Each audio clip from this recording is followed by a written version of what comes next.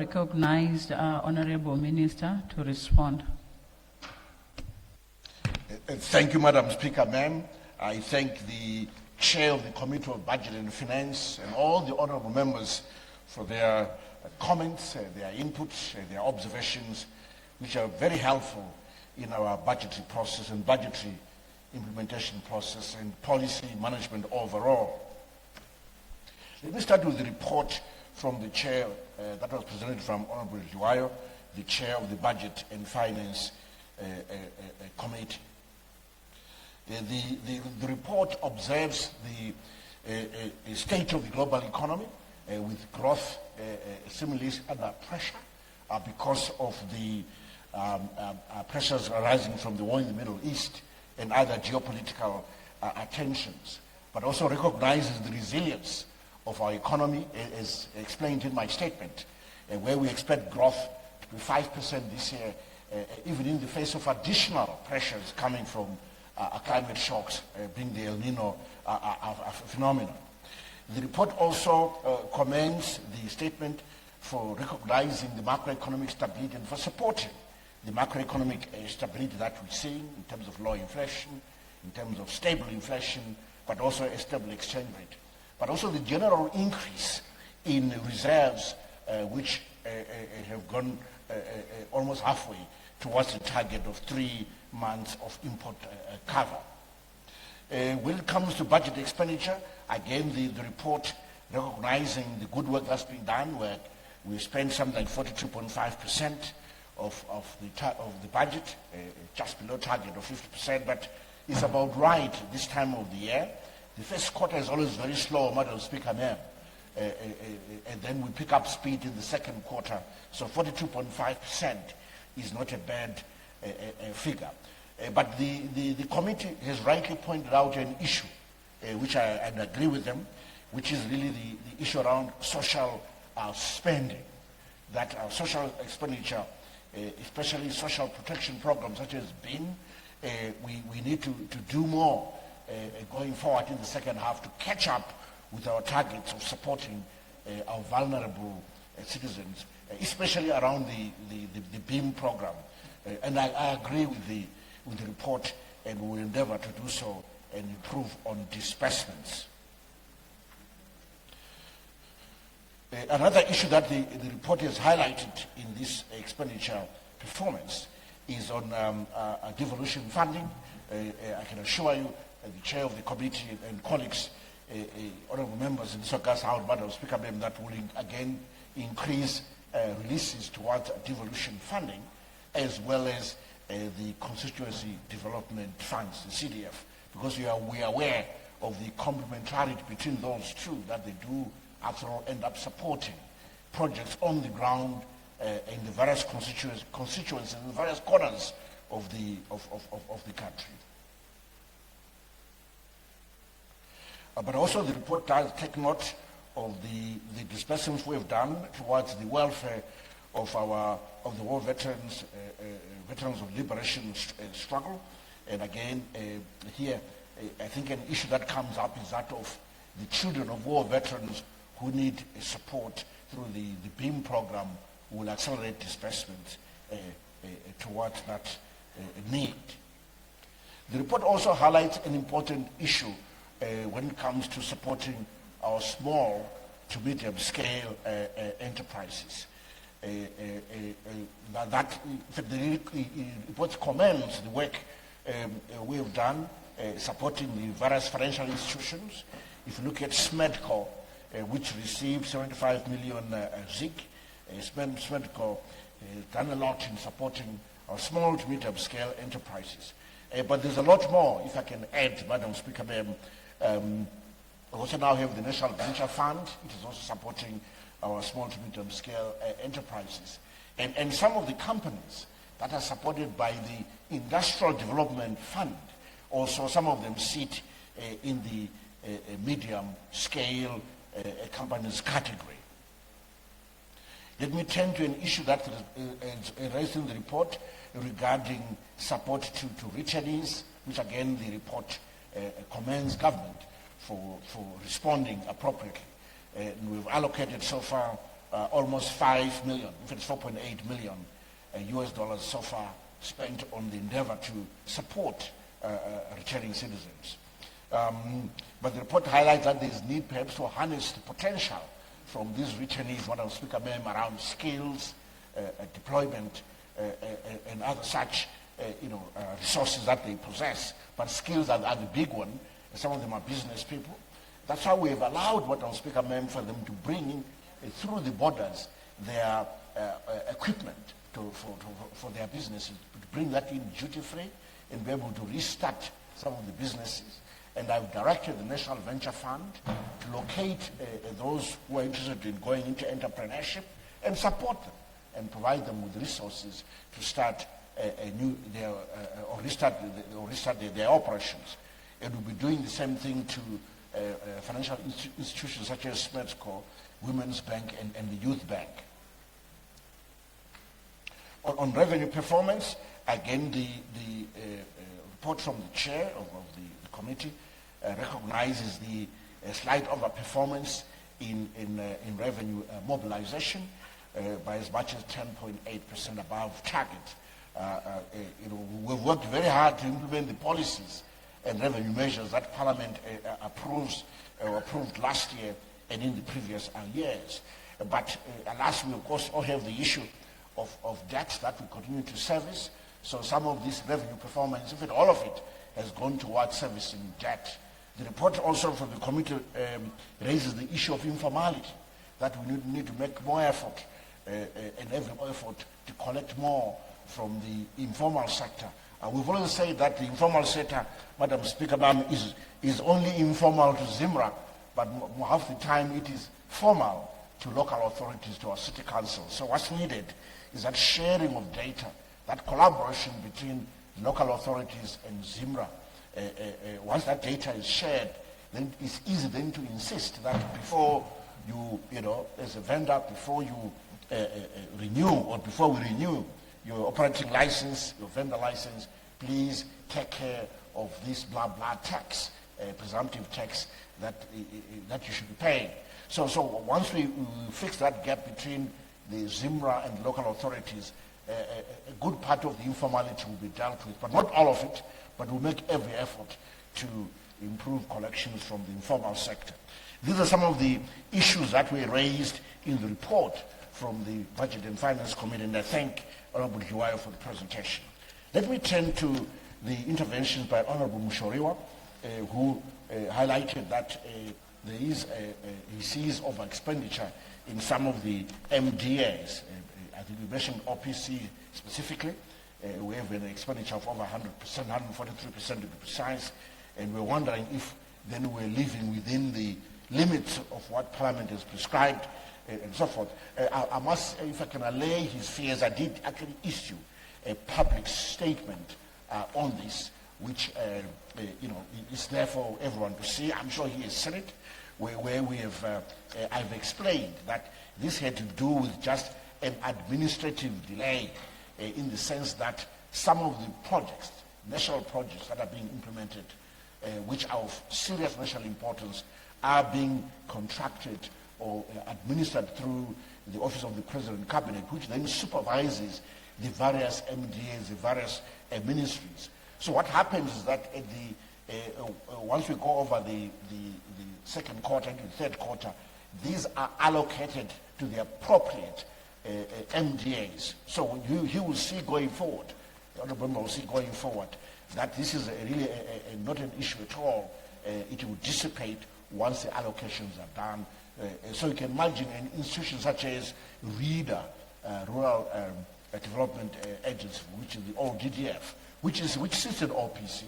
It does undertake infrastructure development. I'm just using them as an example. Yeah.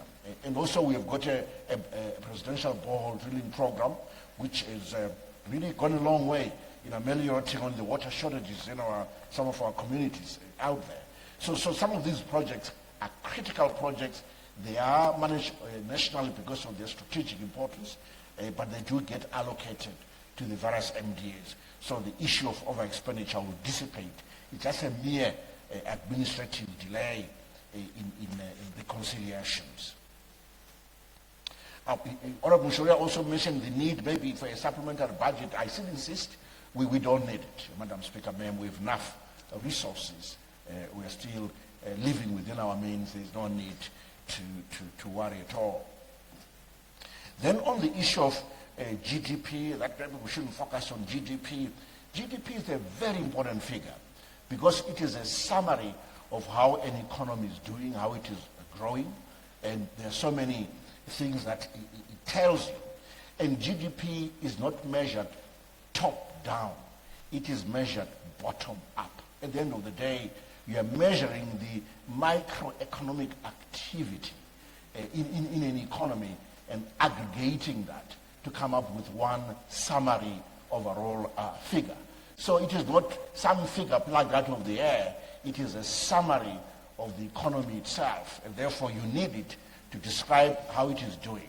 But also it gives you very useful frameworks, Madam Speaker, ma'am, for you to then begin to say how much revenue can you raise from the economy to support public programs. So without that GDP figure and its growth rate, you are unable to plan for the next year for anything going forward. So it's very important for planning going forward. On the issue of social services, again, you have to say if a GDP growth is so much, or the size of the cake with GDP is so much, and we are able to raise so much revenue, how much of that should go towards the social sector? All those are parts of GDP, and we need that metric to tell you how to distribute those resources.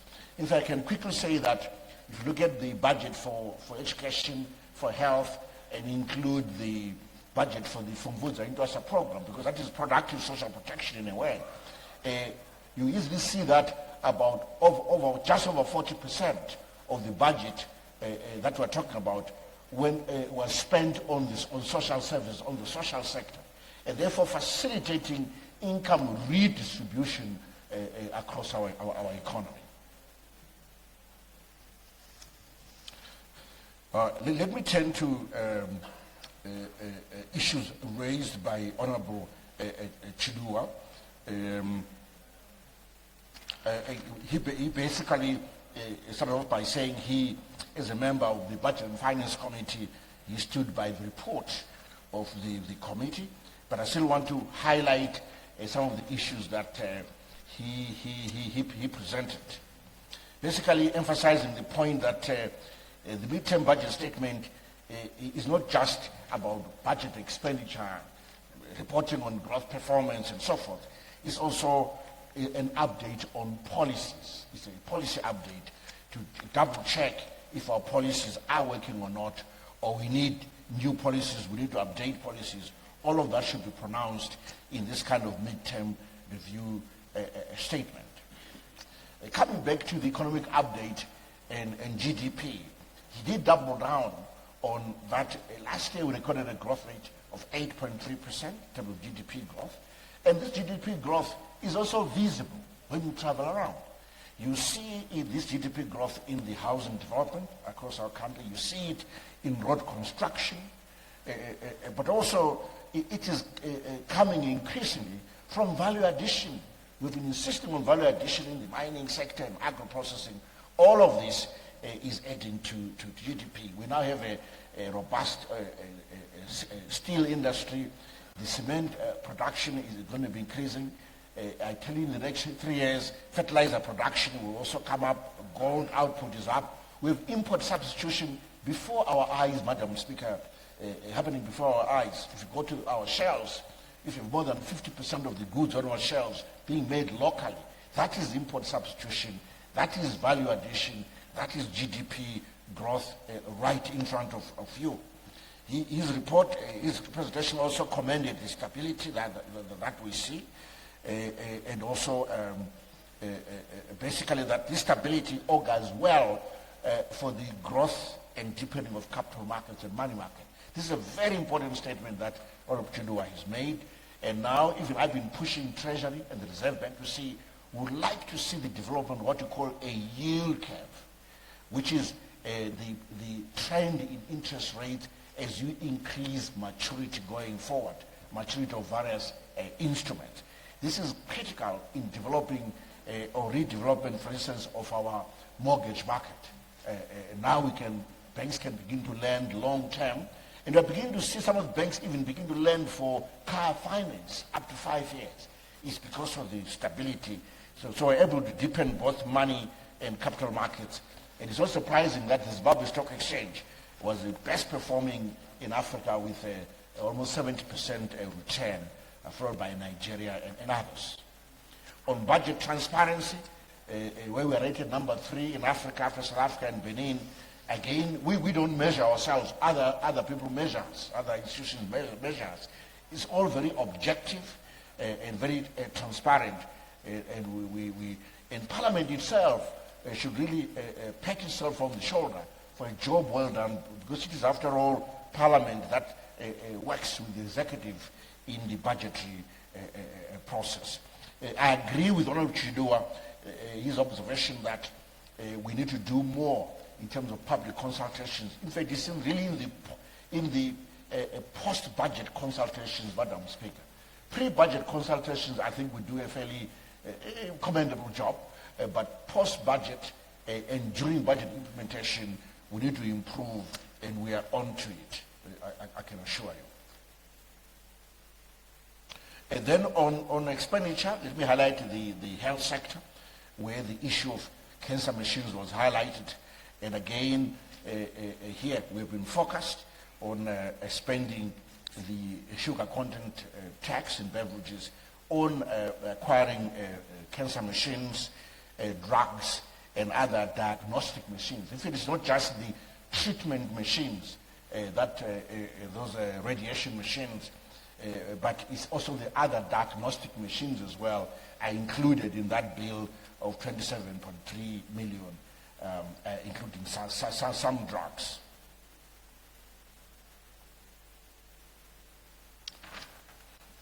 Then on social protection, I've mentioned the issue of BIM, where again we'll seek to do more.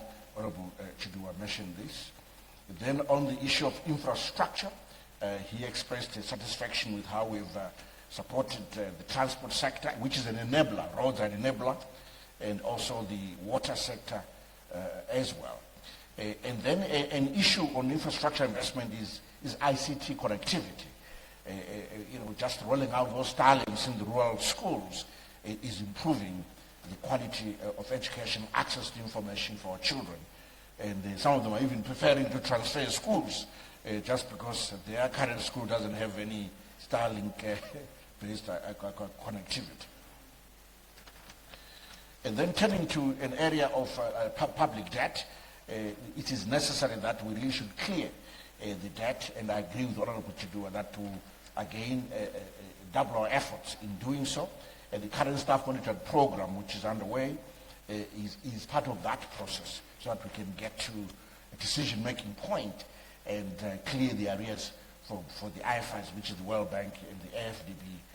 If all goes well, this time next year we should have cleared those arrears of the preferred creditors. And I thank him for highlighting that point. And we'll continue with the token payments that we're making. The response to El Nino, indeed, he used the phrase, there must be a VUCA element in the budget. He used to say that to me when he was my deputy a few years back, and I agree with him.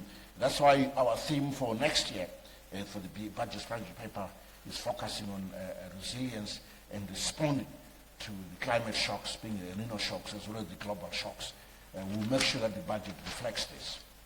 I now turn to the contribution by Honorable Mateo, who did say that the budget, certainly the midterm budget, was presented within the law, and he mentioned a very important point that it must, some of the economic figures we present must translate to public value, and then he also made his contribution on his thoughts around the concept of GDP, how this ought to be translated to social services and so forth. And that's the point, that you tax GDP, you tax economic activity as represented by GDP, and that's what we've done through the policies implemented through this parliament, and we use this to support social services social spending, which currently is about 42% of our budget. So we are in line with that kind of thinking. He talked about minimizing and budget for expenditure. We agree with him that we should always resist pressures to spend outside what is approved. He also talked about the need to, again, increase our efforts, improve our efforts in taxing the informal sector, which I've already highlighted in my prior response. And then support for civil servant salaries. We've done that. We did a job evaluation and our adjusted salaries in line with that job evaluation.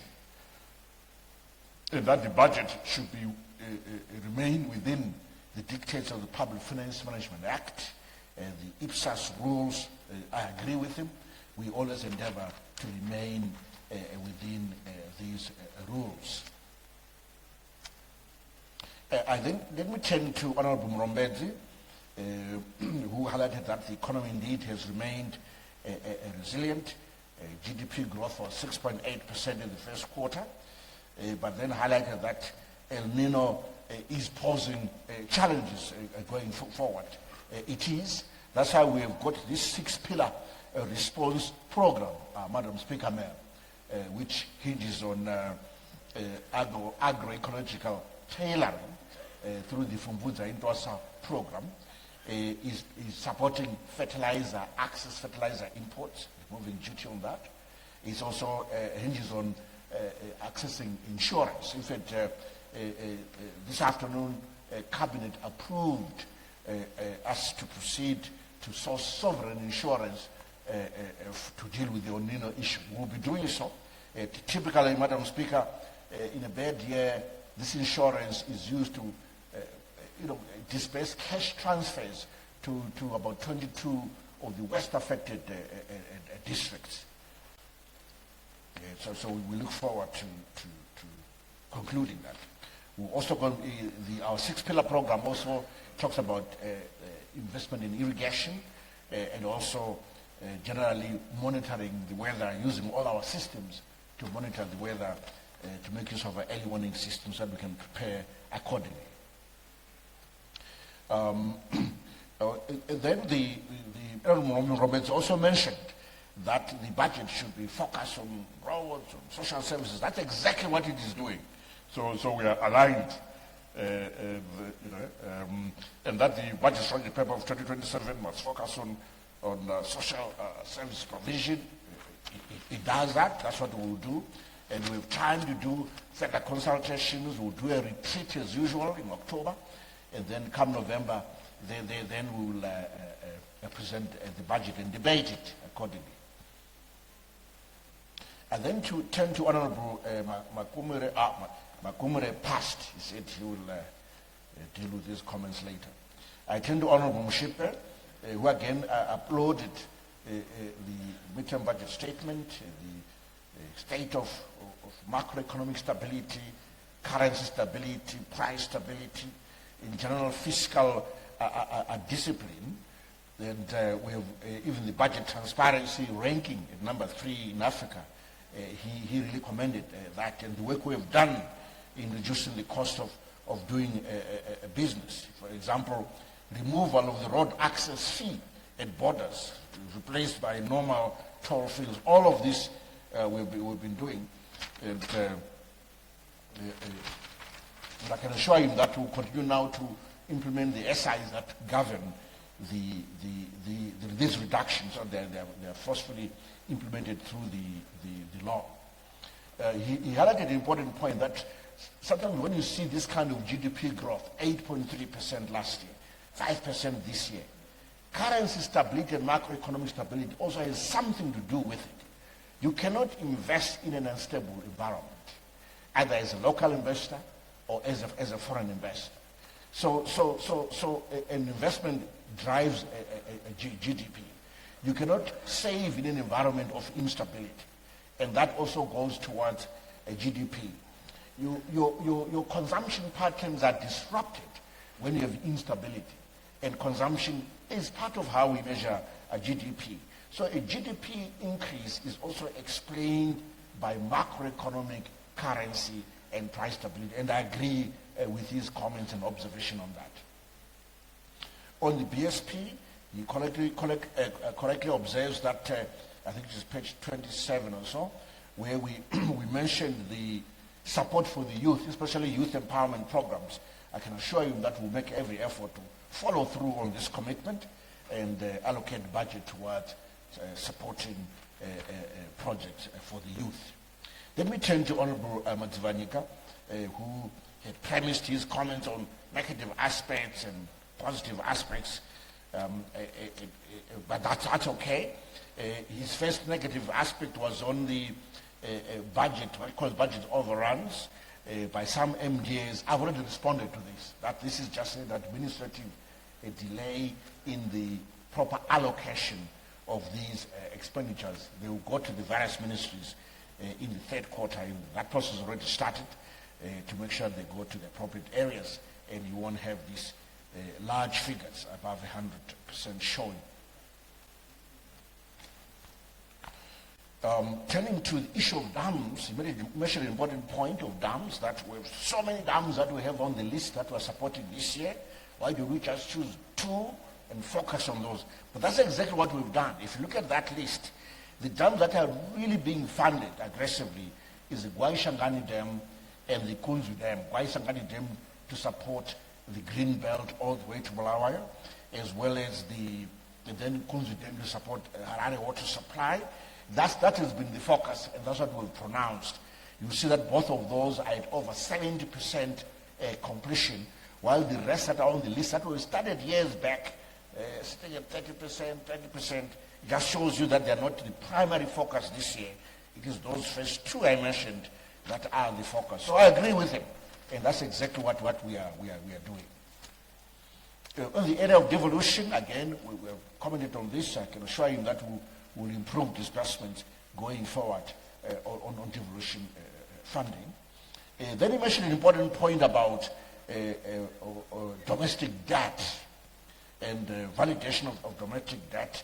It's true we are validating this debt, Madam Speaker, ma'am, because some of these contracts had been inflated, so we are negotiating to bring them to the right size, to make sure that government doesn't overpay. So part of the validation process involves negotiations here and there, and I can assure Matsivanyika that we always make every effort to manage our debt, and I think he'll notice that our debt to GDP ratio is not running away at all, and now we are down to about 42% of GDP. He also made an important point, Madam Speaker, ma'am, regarding our pension funds, that 50% of them are inactive. I can assure you that IPEC, I've asked IPEC to look into this issue. They're looking into it to make sure that it is dealt with. They are the delegated regulator, delegated from me, so they are dealing with that matter. Let me report on it maybe in the next budget in November, or prior to that I'll be able to give an update. On the issue of prescribed asset, on progress on that pension funds and institutions are at 9%, well below target. This is also correct. Let me explain, Madam Speaker, that prescribed assets are not necessarily government projects. These are projects out there from, most of the time it's entrepreneurs. In fact, 99% of the time it's entrepreneurs who are driving these projects, but we feel as government, in fact, they also apply to us, but we feel that these are important projects that will be transformative, that are developmental, that will create jobs, and so forth and so forth. So we support them and give them this prescribed asset status so that our pension funds and institutions can follow up and invest in them. And his concern is that 9% is rather low. I also agree with him. It's low, and it should improve. What's happening is that I feel that the supply of requests, the request for prescribed asset status is rather low. Maybe last time I was speaking to a few business people, they didn't even understand what it meant. I said, look, once you have that kind of status, prescribed asset status, it makes it easier for pension fund to fund your project. I said, okay. Is that what it means? I said, that's what it means. So just knowledge, information out there is critical for us to disseminate to the public, to the investor community. I think we will see an increased supply for this status. Increased demand, rather, for this status. It's not about returns. I can assure on it's not about returns at all. Most of these projects are actually very good projects, mainly in the solar energy space. With very good returns in solar energy, I can assure you. So that is not the issue. It's about information. I think that's really the biggest problem. The positive thing is that Honorable Mthuli is happy with the macroeconomic stability. So that was the positive point.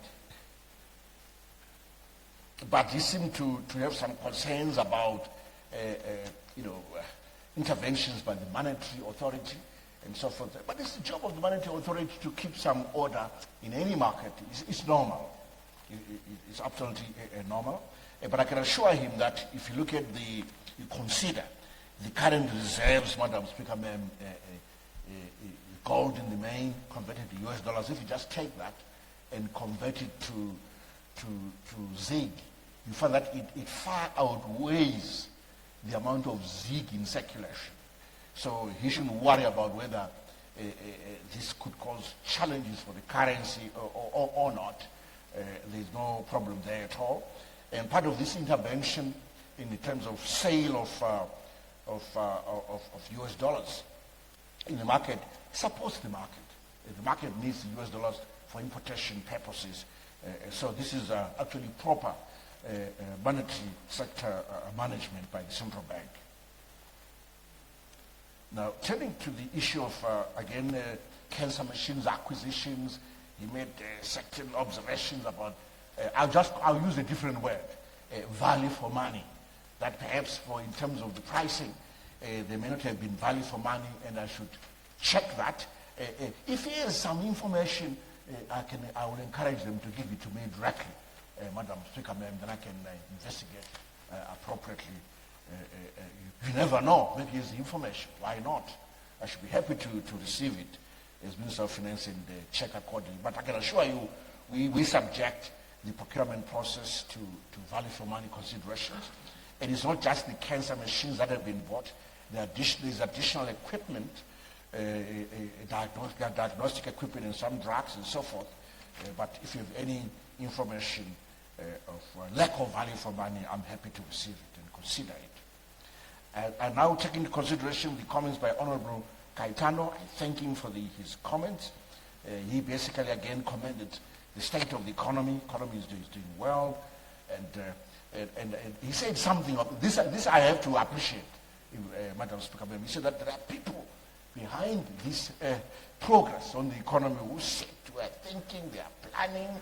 They came up with the TSP and DS1 and DS2. They have models. They are simulating. That's what we do. That's exactly what we do. And I encourage my staff in Treasury and Reserve Bank to do more of it. So as I speak, we've actually developed a model of the whole economy, mathematical model of the whole economy. We can simulate any fiscal policy through that model. Hopefully one day, for those members of Parliament who feel sufficiently strong mathematically and econometrically, I will take you through these models. You will definitely enjoy them in terms of their capability. Honorable Caetano did mention obviously some aspects of stability, like low inflation, averaging 4.2% between January and June, and obviously commending the progress here.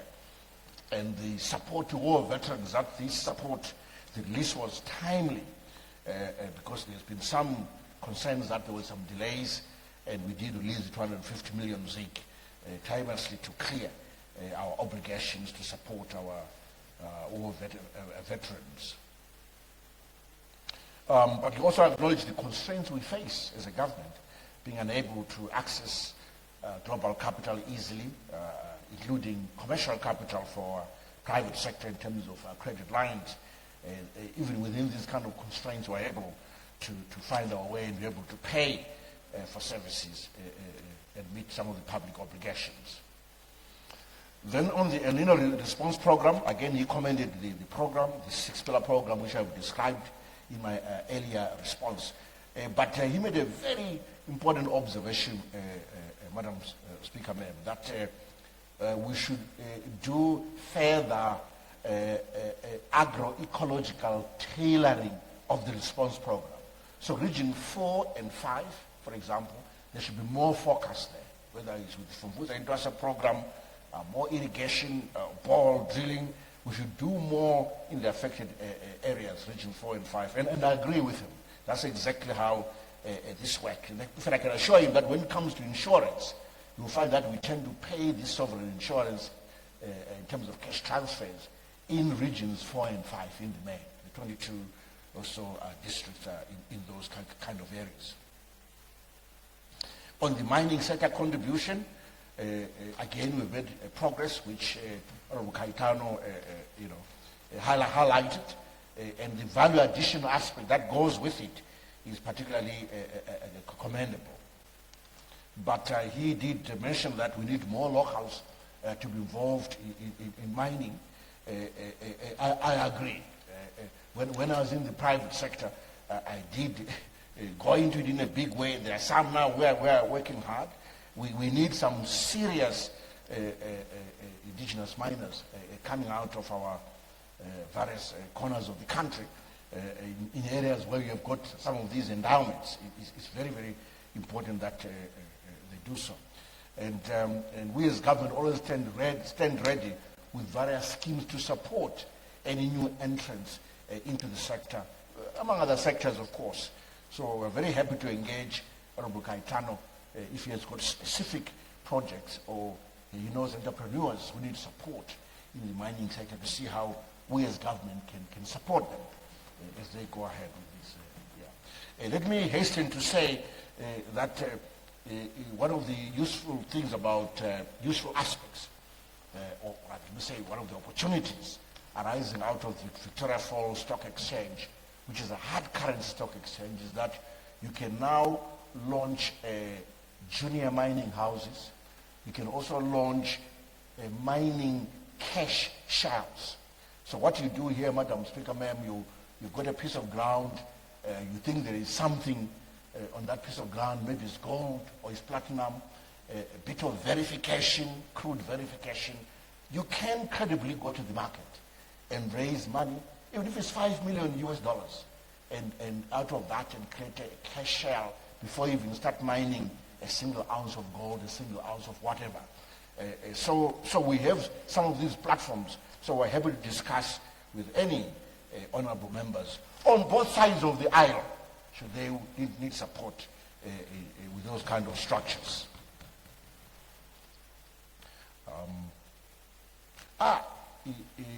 Honorable Caetano mentioned a very important point. I was going to forget that we need to start publicizing the Gini coefficient, G-I-N-I. This is a measure of inequality, Madam Speaker, ma'am. The 2019 figure is correct, was about 0.5. When the Gini coefficient is close to 1, that's a danger point. It means that almost one person owns everything. He or she, typically I say he, so I can use he may own all the GDP in the economy. If the Gini coefficient is closer to 0, then there's a much more even distribution of income. So Zimbabwe is in the middle. We're neither too bad, neither are we too fair enough in terms of our income distribution, equitable enough. So I can assure him that going forward, we will publicize this Gini coefficient and show an improvement. It should be lower than 0.5. That's always the best place to be. But it's very difficult to get it to levels of 0.2, 0.3. It's tough. But the budgetary process supports the redistribution process by focusing on social safety nets and the social sectors. Finally, Honorable Gangao Saru, who again commended the performance of the economy, strong GDP. But he mentions an important point, which is that transformation just doesn't come from an increase in GDP, because that could be driven by commodity prices and so forth. Transformation comes from improvements in productivity. Where a unit of labor begins to produce more than it did previously. And I agree with him. So, and our promotion of value addition is also part of that process of increasing productivity. So we have a better quality of GDP growth. Better still if it's supported by redistribution mechanisms to improve or to deal with inequality. He also made mention that we should remain vigilant on inflation so that any liquidity growth does not lead to excess demand that can push up prices wantonly, that any excess liquidity must in fact go towards the productive sector, because once liquidity is productive, money supply is productive, it ceases to be an issue. But if it's not, then it's spent on expenditure, which may then put pressure on prices.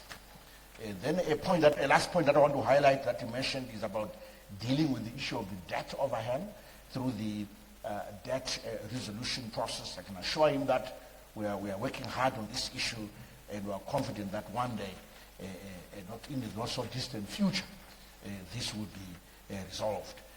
I thank the honourable members, Madam Speaker, Ma'am, and the chair of the Budget and Finance Committee for these comments, and I hope my responses have gone a long way in contributing to the debate, but also in responding to their queries. Therefore, place the statement once again before this august House, and urge that it be adopted by this House as our midterm budget statement for the year 2026. I thank you.